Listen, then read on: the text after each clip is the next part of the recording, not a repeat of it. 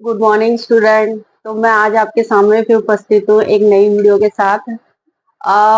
मैं साइंस का आपको टॉपिक करा रही थी। लाइव में साइंस के चैप्टर करा रही थी, तो मैंने सोचा कि एक ही सब्जेक्ट पढ़ के आप सभी बोर ना हो जाओ, तो दूसरा सब्जेक्ट भी ले लिया जाए। तो जीके में हमारे ग्रुप डी में, रेलवे ग्रुप डी में एक टॉपिक है अंतर्राष्ट्रीय संगठन और संयुक्त राष्ट्र संघ। तो मैं सबसे पहले संयुक्त राष्ट्र संघ के बारे में आज आपको पढ़ाऊंगी, और जो संगठन है उनके बारे में मैं अपनी नेक्स्ट वीडियो में लेके आऊंगी। किसी भी टॉपिक को पढ़ने से पहले या कोई भी वो मतलब, अगर आप सिर्फ सन ओनली सन जान के आप मतलब आपने ये याद कर लिया कि संयुक्त राष्ट्र संघ की स्थापना कब हुई, तो इतने से नहीं होता है। और भी बहुत सारी नॉलेज, बहुत सारी जानकारी हमें होनी चाहिए। क्वेश्चन किस टाइप से आएगा ये हमको नहीं पता है। सीधा सिर्फ ये नहीं हो सकता कि सिर्फ वो सन पूछ ले।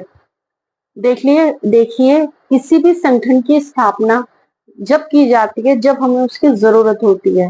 मतलब जब हमें ऐसा लगे और कोई ऐसी बहुत सारी चीजें होती हैं, तब एक ग्रुप बनाया जाता है। जैसे ये जो संयुक्त राष्ट्र संघ है, जिसकी स्थापना की गई, वो किस उद्देश्य से की गई थी? संयुक्त राष्ट्र संघ की स्थापना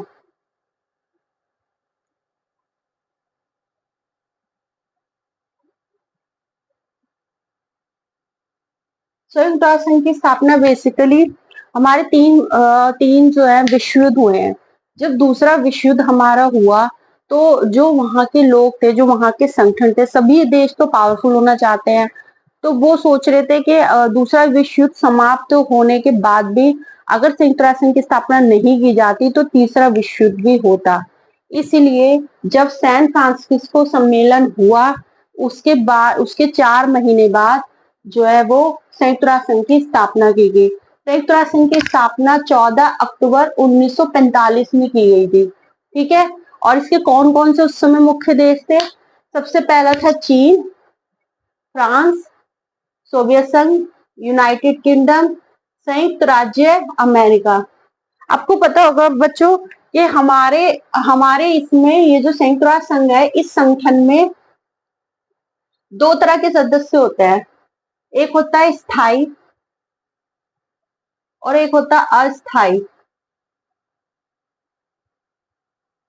स्थायी और अस्थायी, इन दोनों में डिफरेंस क्या है? जो आपके स्थायी सदस्य होते हैं ना, ये 7 है हमारे। इनको वीटो अधिकार प्राप्त है। वीटो अधिकार का मतलब आपको पता है क्या होता है? वीटो अधिकार क्या होता है? और ये जो अस्थायी सदस्य है, ये 2 वर्ष के लिए चुने जाते हैं। ओनली 2 वर्ष के लिए। उसके बाद दूसरे वो चेंज हो जाते हैं पे। और जो स्थायी सदस्य, जो 7 स्थायी सदस्य हैं, ये चेंज नहीं होते हैं।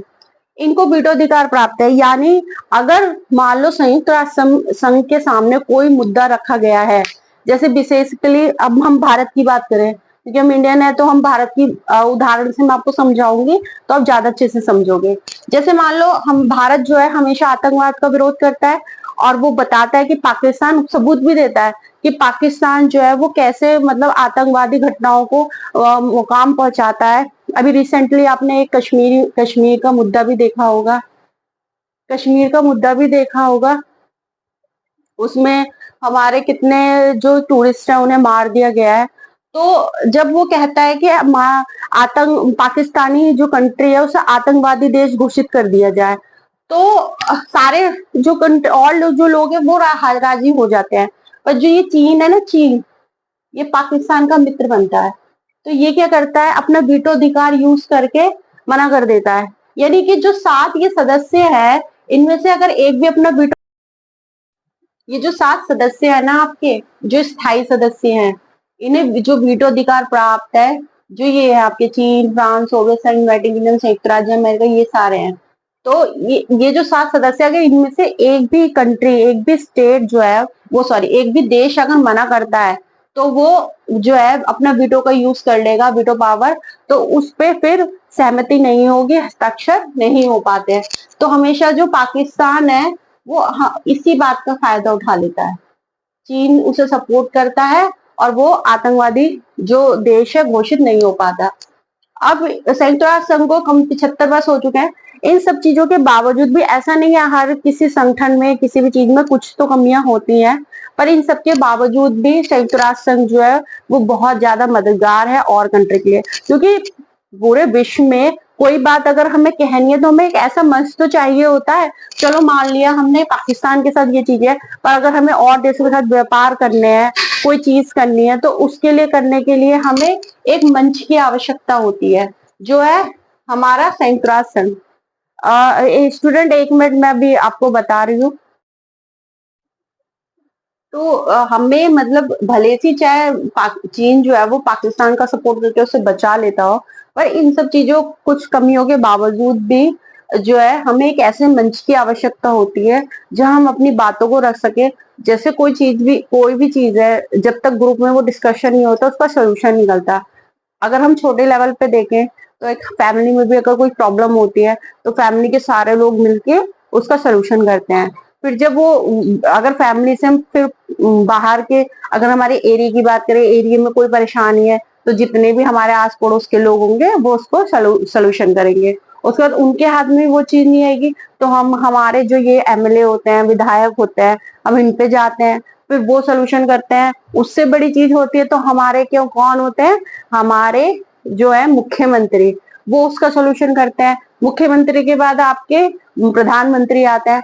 फिर जब वो इंटरनेशनल बन जाता है, यानी कि एक ऐसी चीज है, कुछ चीजें ऐसी होती है ना, जैसे अब आपने देखा होगा तापमान में वृद्धि हो रही है, जलवायु परिवर्तन हो रहा है, गर्मी में बहुत ज्यादा गर्मी हो रही है और सर्दी में बहुत ज्यादा सर्दी हो रही है। और ये सब किस लिए हो रहा है, और हमारी जो है ओजोन परत में भी छेद हो रहा है, और जो तापमान वृद्धि के साथ सारी बर्फ जो है अंटार्कटिक सागर वो सब पिघलती जा रही है। तो इस सब समस्या से निपटेंगे कैसे? सिर्फ हम इंडिया के लोग अगर ऐसा करें, पेड़ ना काटे, और जैसे हम एसी का, फ्रिज का इनका यूज करते हैं तो इनसे एक गैस निकलती है जिसकी वजह से तापमान में वृद्धि होती जा रही है। तो वो नहीं हो पाएगा ना जब तक पूरे देश के सारी कंट्रियां मिलके जो है इस चीज का सोल्यूशन नहीं करेंगे, तब तक हम जलवायु को नहीं बचा सकते। सबसे पहले भारत ने संयुक्त राष्ट्र संघ के सामने ये मुद्दा रखा कि हमें अपने जलवायु को बचाना है, हमें अपने पर्यावरण को बचाना है। तो इसीलिए हमें एक ऐसे मंच की आवश्यकता होती है जहां हम अपनी समस्याओं को रख सके।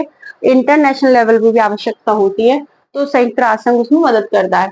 संयुक्त राष्ट्र संघ को टोटल 75 वर्ष हो चुके हैं, और ये क्या क्या काम करता है? अंतर्राष्ट्रीय शांति।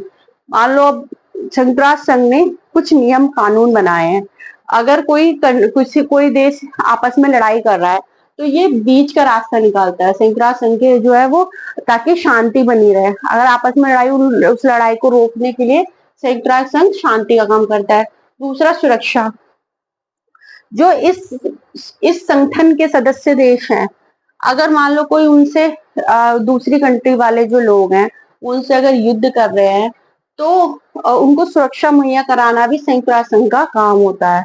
अगर वो पहले वो समझाएगा प्यार से, अगर नहीं मानेंगे तो संयुक्त राष्ट्र संघ अपनी सेना भी भेजता है उस कंट्री में सुरक्षा मुहैया कराने के लिए।